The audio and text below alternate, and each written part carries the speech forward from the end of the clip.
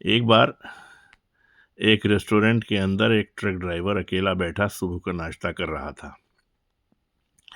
नाश्ते में सिरे पाए, छोले नान, हलवा पूरी, मीठी लस्सी वगैरह उसने मंगा रखा था। 3 मोटरसाइकिल सवार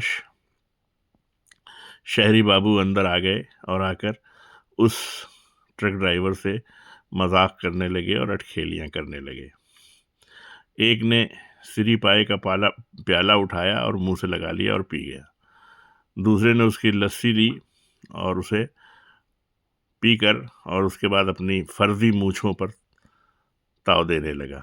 तीसरे ने हलवे को एक पूरी के ऊपर डाला और लपेट कर उसको खा लिया। ट्रक ड्राइवर ये सब कुछ देखता रहा, लेकिन कुछ नहीं बोला। उसने आराम से उठकर काउंटर पर जाके पैसे अदा किए और बाहर चला गया।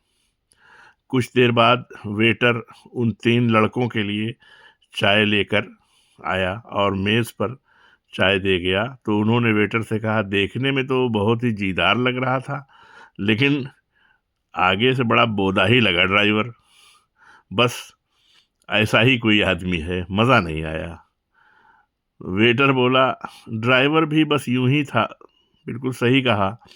अभी उसने अपना ट्रक रिवर्स किया और सीधे 3 मोटरसाइकिलों के ऊपर चढ़ा दिया और उन्हें चूर चूर करके वो चला गया है।